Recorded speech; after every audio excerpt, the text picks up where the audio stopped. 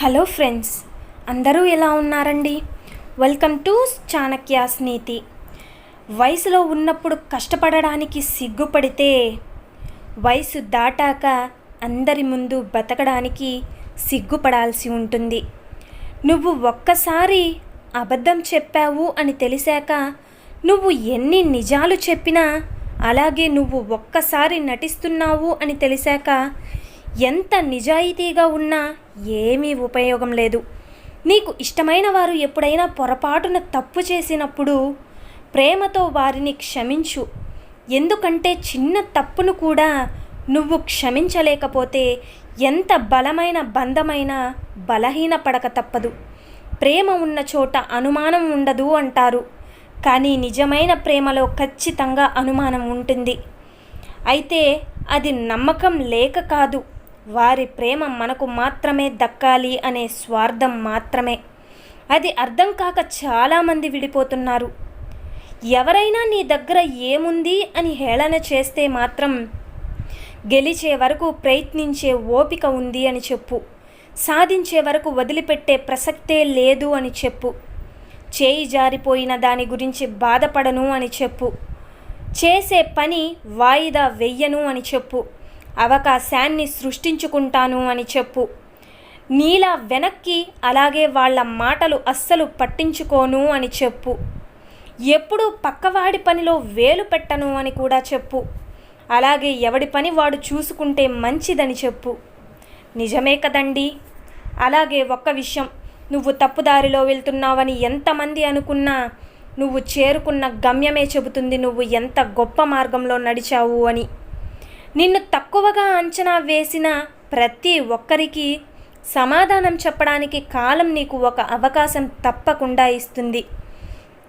అప్పుడు నువ్వేంటో వాళ్లకు తెలిసేలా గట్టిగానే సమాధానం చెప్పు. అణకువ అందరినీ దగ్గర చేస్తుంది, అహంకారం అందరినీ దూరం చేస్తుంది. వద్దు అనుకుంటే నిమిషం కూడా ఆలోచించకు, కావాలి అనుకుంటే క్షణం కూడా వృధా చెయ్యకు. అలాగే నీ గురించి గర్వంగా చెప్పుకునేలా గొప్ప గొప్ప పనులేవి చెయ్యకపోయినా పర్వాలేదు, కానీ నిన్నే నమ్ముకున్న వారి పట్ల మాటలు ఒకలా చేతలు ఒకలా ఉండకుండా ఉంటే అంతే చాలు. నిజమే కదండి. ఎవరికి ఎంత చెప్పాలో అంతే చెప్పు. వినకపోతే వదిలేయ్, వాళ్ళే తెలుసుకుంటారు. దెబ్బ తగిలితేనే కదా నొప్పి విలువ తెలిసేది. ఇక్కడ మన సొంతం అంటూ ఎవ్వరూ లేరు. అందరూ ఇలా వచ్చి అలా వెళ్ళిపోయేవారే. కానీ మనమే వాళ్ళు మనవాళ్ళు అనుకుని ఎక్కువగా పొంగిపోతాం. నిరూపించలేనిది అంతా అబద్ధం కాదు, నిరూపించిందంతా నిజమూ కాదు. మీతో మాట్లాడడానికి టైం లేనంత బిజీగా ఉన్నామని చెప్పిన వారి మాటలు అస్సలు నమ్మకండి. వారికి కావాల్సిన వారి జాబితాలో మీరు లేరు అన్న నిజాన్ని గ్రహించండి. డబ్బు ఇది ఉంటే 10 మందిలో ఒక్కడివి అని చూపిస్తుంది, అది లేకుంటే పనికి మాలిన వాళ్ళల్లో ఒకడు అని నిందిస్తుంది. ధనం సంపాదించడం తెలివితో చేసే పని, కానీ మనుషులను సంపాదించడం మనసుతో చేసే పని.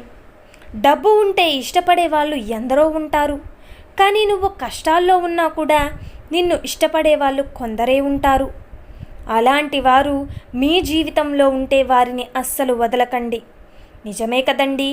నీ పెదవుల మీద అతికించుకున్న చిరునవ్వు చూసి నువ్వు చాలా సంతోషంగా ఉన్నావని అందరూ అనుకుంటూ ఉన్నప్పుడు ఆ నవ్వు వెనక బాధ, కళ్ళల్లోని వేదనని చూడగలిగిన వాడే నిజమైన స్నేహితుడు.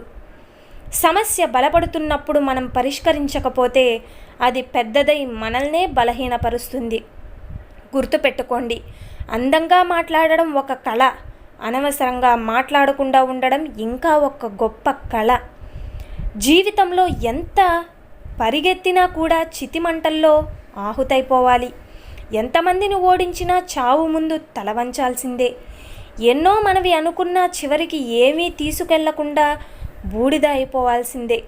బంధాలు, బాంధవ్యాలు, ఆఖరికి చనిపోయిన నీ నుదుట పెట్టిన రూపాయి కూడా తీసుకెళ్ళలేవని తెలిసినా బతికినన్ని రోజులు వాటి వెనక పరిగెడుతూ ఆరాటపడాల్సిందే. లక్ష్యం ఏదైనా చివరికి ప్రాణం మట్టిలో కలవాల్సిందే.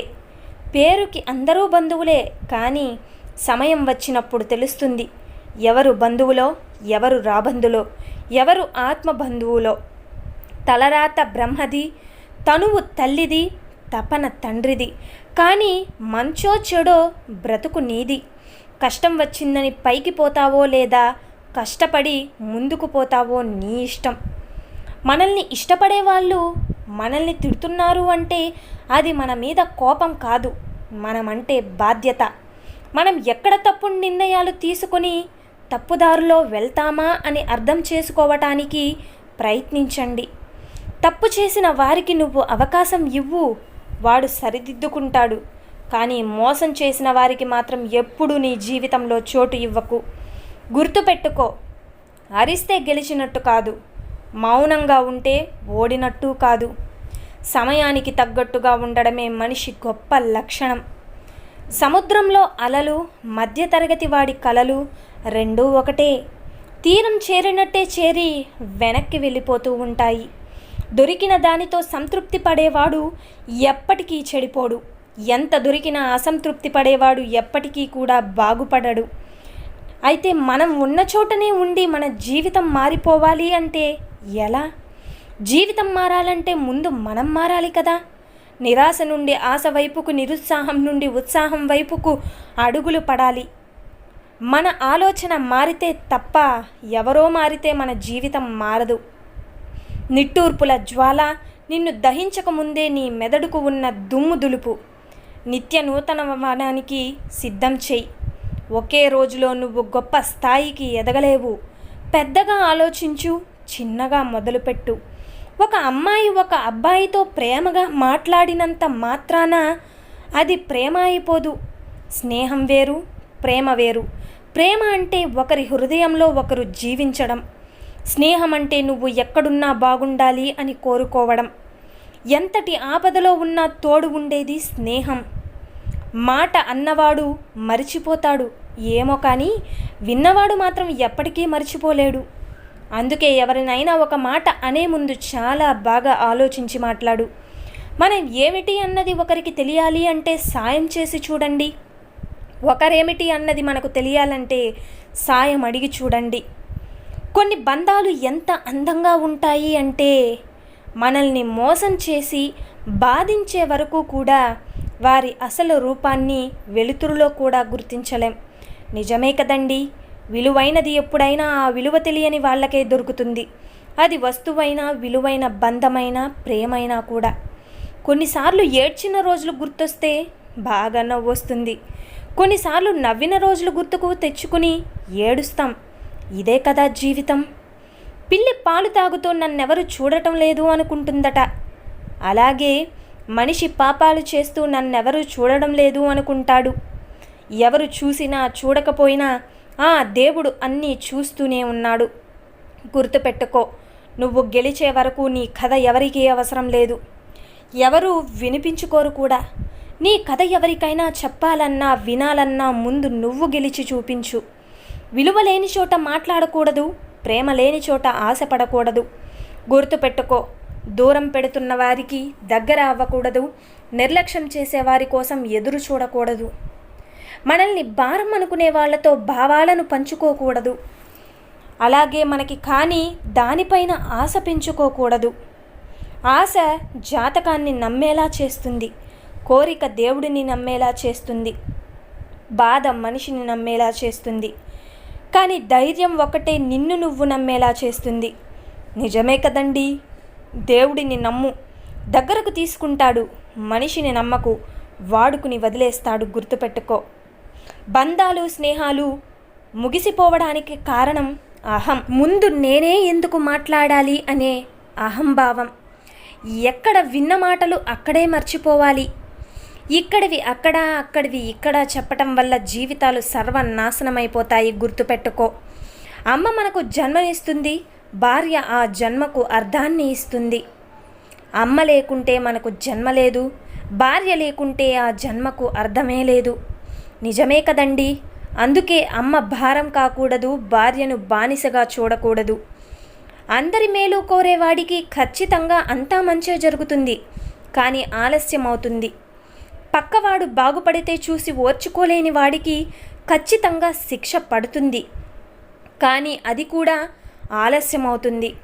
ఆలస్యం ఎందుకు అంటే ఆలస్యం దేవుడు మంచోడి సహనానికి పెట్టే ఒక పరీక్ష, చెడ్డోడు మంచివాడిగా మారడానికి ఇచ్చే ఒక అవకాశం. నిజమే కదండి.